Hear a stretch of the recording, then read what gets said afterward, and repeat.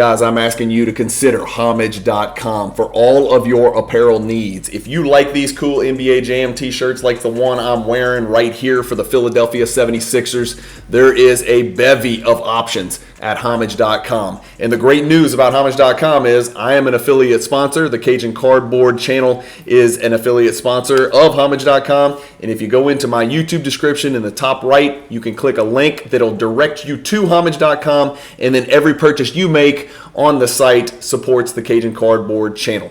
Hey guys, Brian with Cajun Cardboard coming at you from the great state of Louisiana with mail day number 106. You're getting this on a Saturday, so hopefully you're having a great beginning to your Saturday morning wherever you are in the world. Let's not waste any time. As usual, I've got a shareable link, actually 4 shareable links that I've created in my PWCC account.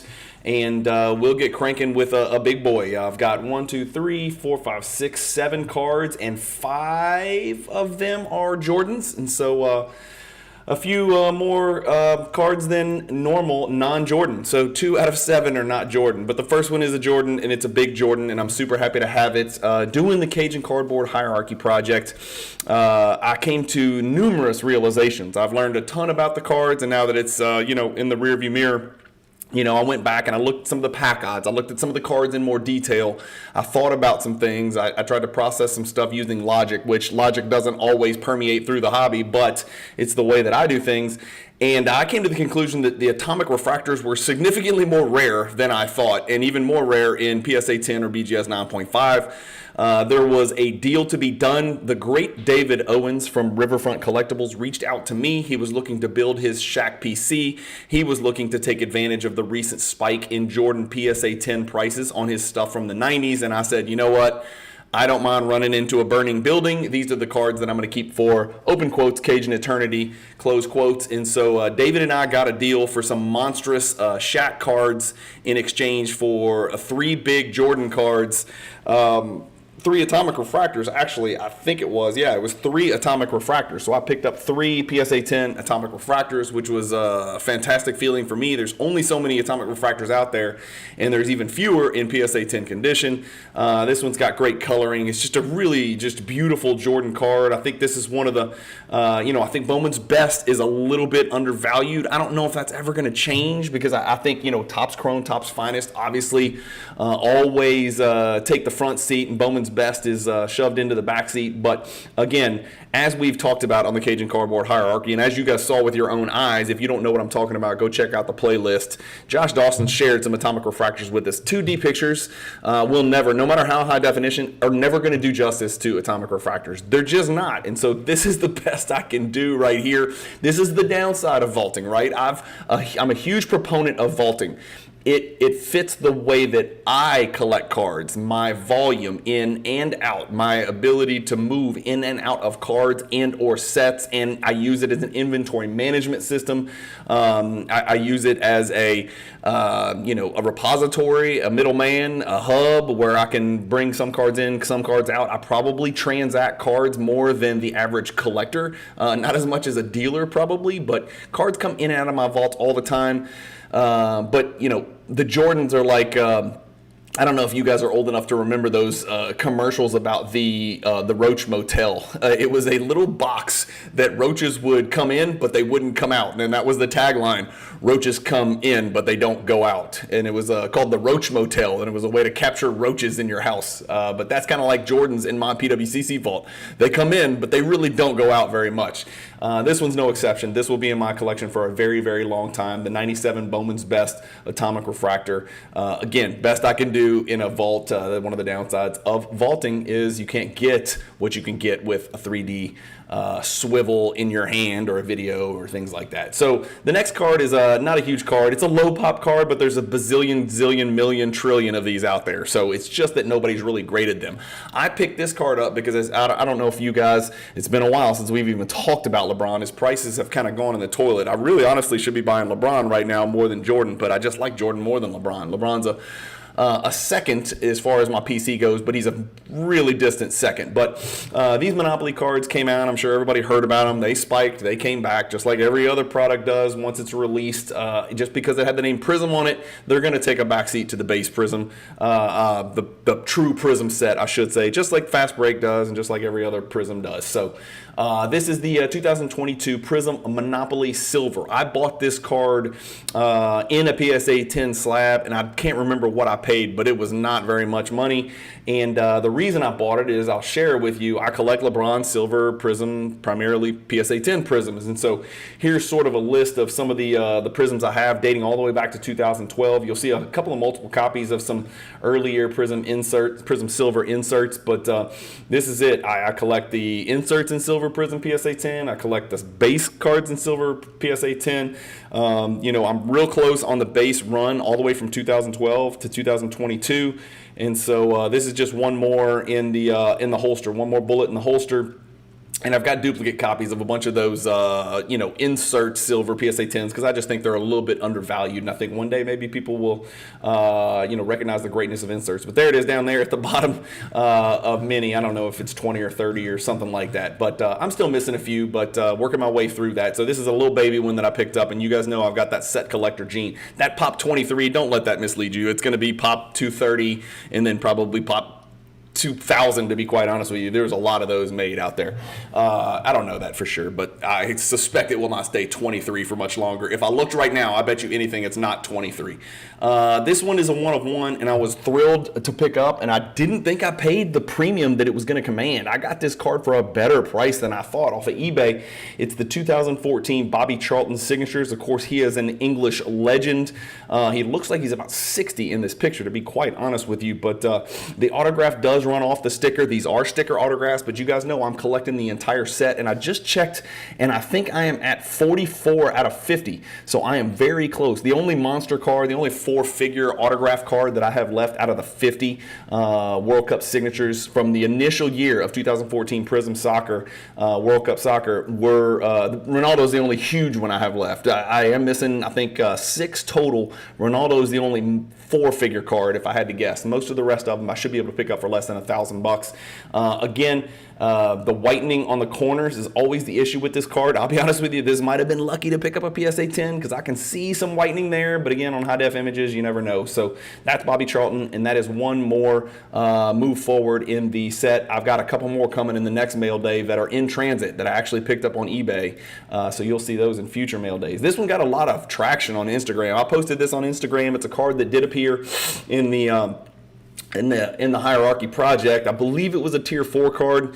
There was some discussion about maybe making this a tier 3 card. I just didn't think Topps Gallery was popular enough. The interesting thing about this card is card number, there was a 1995 Topps Gallery set.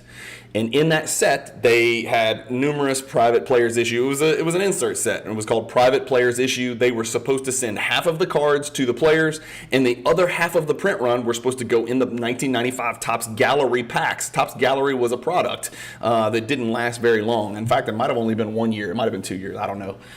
You can check it out on Trading Card Database, tcdb.com. But the interesting thing was that at some point, collectors realized there's no Jordans. We can't find the Jordans. And what happened was, for whatever reason, Topps forgot to put insert cards number 1 through 18 in the Topps Gallery packs. And so here are all these people. Remember, Jordan had just come back from retirement. They're looking for this card. They're looking for this insert. It's an awesome card. It's a big close-up. It's got the, over here, it's got the, in the bottom left, it's got the, player's private issue seal on it. It's a good card. It's a great card. It's a low pop card, and it's a tough pack odds card. And people are looking for this card, and they can't pull it. And then somebody did some research. None of the cards 1 through 18, and Jordan is number 10 in the insert set, were put into the 95 Topps Gallery, so they went into the 1996 Stadium Club packs. So you're actually pulling Topps Gallery Players Private Issue 95 Jordans in 1996 Stadium Club packs. A little interesting factoid about that card right there, and that's what the back looks like. And of course, we're only halfway through the resume here, but the resume was already stout and stacked, and so happy to pick that card up in a 9.5 min gem. You guys know how I feel about BGS 9.5 min gems. It is my go-to price, and so this is a Pop 39. There are no BGS 10s out there. Next is a little oddball card. We definitely talked about this, and I think Josh Dawson, Northeast Sports Cards, did a great job of displaying how peculiar this card is. If you look up here in the top right of this card, and for those of you who've never seen it, it's got a little, what is that called? Why am I going blank on what that's called? I don't know. It's basically attached with a swivel point, like an axis. And so this card that you see right here, it's not a flat card. You can actually swivel it and open it up. And this is the Gravity Denied. It's 1997 Skybox EX 2001 Gravity Denied. Very unusually shaped. I don't know why it always gives me a Looney Tunes type feel, but this top portion swivels using that hinge. There it is, hinge. I couldn't think of the word hinge. What's wrong with me? There's a hinge up here in the top right. That black circle is a hinge, and you can actually swivel the back, which you see here, with the front, which you see here. So those are only attached at the swivel. PSA 8's pretty good grade. Again, PSA 10's, good luck finding one. There's just not that many out there, but interesting oddball card. I did not have it. I figured let's put the PSA 8 in my collection because you guys know I collect PSA 8s as well, and that way I can put a nice white check mark on my Cajun Cardboard Hierarchy Project poster, which is coming out in the mail real soon. Stay tuned for details. The 95 SP All-Stars Michael Jordan. Recently picked up the gold in BGS 9.5. This is the silver, or it's not really the silver, it's just the base insert, the AS2, the SP All-Stars in PSA 10. One of my favorite years of All-Star Game uniforms. Really, really like those uniforms. I think Jordan's wearing the Carolina. I think that's the Carolina colorway, but what a great picture of Jordan where the background's grayed out. I think that's the great Glenn Rice down there in the bottom right. Am I wrong? I think that's Glenn Rice down there in the bottom right. I can't quite tell. Got a picture of Jordan on the back. This card is die cut. This card is tough condition wise. And again, the gold is the more rare. And let me show you what I got here. I've got the PSA 8 of the base right there, and you can see this right edge has got some issues, right? And that's why it's an 8 and not a 10, but that's why I love 8s. And then I've got the gold right here. That's what the gold looks like, and that's a 9.5 mixed gem. And then, of course, we've got the PSA 10 here. So my 10-8 pairing is complete in the base version or the silver version, and still looking for a PSA 8 in the gold version, which I could probably pick up at any given time. I don't think that will be too difficult to track down. But that is a card I'm happy to add to my collection. This one was a long time coming, and let me just tell you guys, this project, this little miniature set chase got a lot pricier than I thought. I started this damn thing about a year ago, and I was like, you know what? I see these cards all the time. I don't know anything about Upper Deck Cubed, UD3. I don't know anything about Upper Deck Cubed. I don't know anything about the MJ3 subset. Let me go research it. Let me go study it. And I did that on Trading Card Database, and I did some Google searching, and I was like, you know what? This will look really cool. And you guys know I like to post really cool set pictures on Instagram, and I was like, that's it. I've got to go get these 3 cards. I picked up the MJ3 1 real quick, real cheap, no problem at all. And I think that's the best looking one out of all of them. Then I picked up the MJ3 2 right here, which is actually also die cut. It's hard to tell, but trust me, it is also die cut in the middle with a little curvature up there at the top. And then all that left was the MJ3 3, which was a bitch to track down and very expensive. And ended up being a 4-figure card. The 97 Upper Deck 3 MJ3 PSA 10. Let me see if I can pull that thing up on Card Ladder. I probably should have had this ready for you guys, but at least you know how I operate, and you know that. And by the way, Card Ladder changed their little sales history search thing there to a magnifying glass. Yeah, there we go. So here's the card, 1,250. I'm pretty sure that's mine, if I had to guess. Well, we can look. Let's see what the, it's 491, and mine's 491. Yeah, so now you know that's what I paid, 1,250. The one before that was 885. Amazing deal there, 17 days before mine, but on the exact same day, the same exact card on eBay sold for 1,250, 1,000, 760, and of course, if you keep going, well, that's a different card. That's that's MJ. Yeah, there you go. So that's a card that's moving. Obviously, I don't have to tell you guys. You can do the math, and of course, I didn't help but contribute to that problem. So I'm kind of excited about it, but at the same time, I paid a huge premium. I missed on those 2 or 3 auctions prior, and I don't think I saw the one that sold for so cheap. So I had to pick it up, and I paid a premium, and so it is what it is. But that's it, guys. That's it for the mail day. Pretty interesting little mail day. 5 Jordans, a LeBron, and then a Bobby Charlton out of nowhere.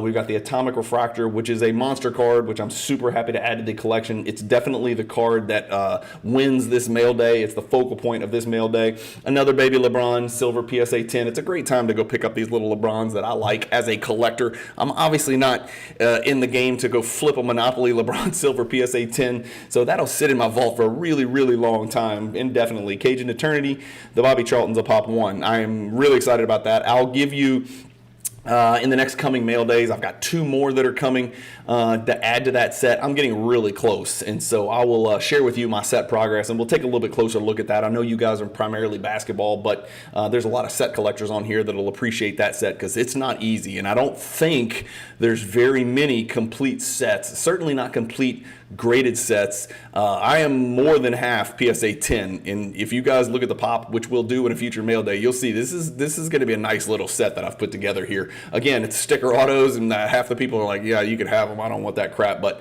I like it. It's first year World Cup prism for soccer, and I think it's a big deal. The Player's Private Issue, big card right there, not quite as big as the Atomic. The PSA 8 Gravity Denied, the SP PSA 10 to pair with my BGS 9.5 gold, and then completing the set of the 97 UD3 MJ3, and like I said, posted a nice little picture on here. Actually, you know what? I think we can pull this up. Let me go to... let's go to Instagram. Am I going to be logged in? Can I go to my own page? How do I go to my page? I've never really done this, I don't think. Boom. Can I click that? Yep. Oh, there we go. So there's the picture, guys. Share it with you right there. I put them all together, and I couldn't piece it up to where they were the exact same size, but that's the best I can do. And as you can see, they kind of fit together. Like another card that I recently talked about on my channel, the Stadium Club Triumvirate T1B. This is also a triplicate or a triptych set where the 3 cards fit together to form one mega card. And you can read on there, 87, 88 slam dunk champion, 4-time MVP, 9-time scoring leader, the shot, in quotes, and everybody knows what that's about, 2-time all-star MVP, 5 NBA championships. And of course, we know Jordan would very much so add to those numbers. And as you can see on my Instagram post, the pop for these going left to right, and it goes from rare, much more rare, rarest, and so pop 375 for the MJ1 over here, pop 136 for the MJ32, the middle card, the connector piece, the conduit, and then pop 105 only for the MJ33 over here to the right. So that's it, guys. That's it for today's mail day. Hopefully you guys enjoyed it. You're watching this on a weekend. I hope you have a great rest of your weekend. And if you haven't subscribed to the Cajun Cardboard YouTube channel, it doesn't cost any money. You just click the button. I'd be happy to have you. I think I've got some great stuff. If you scroll back through my playlists, I think I've got a lot of really cool evergreen content. If you guys are new to the channel, if you've joined in, say, the last year, go check out the first year of my channel. I did some really outside the box stuff that probably is going to last for a long time and would still be enjoyable to watch today. I'm not talking about the auction recaps and stuff like that, because obviously those date themselves. You don't want to know what auction results were from a year and a half ago, right? But there's some pretty cool topics out there. Especially, I suggest you guys check out the playlist NBA Past and Present, where me and my good friend, fellow basketball lifer, Jonathan Pixley, Coach Pixley, we talk about some pretty interesting topics in the NBA. It's not card specific, it's just basketball specific. And I think a lot of the older folks like me who've been in basketball their whole life really appreciate it. If you're a young person, I think you'd also appreciate it too. It's a little more comical, a little more straightforward, and sometimes a little edgy and interesting. So thank you guys as always for watching. Keep collecting. Stay positive in the hobby. Peace.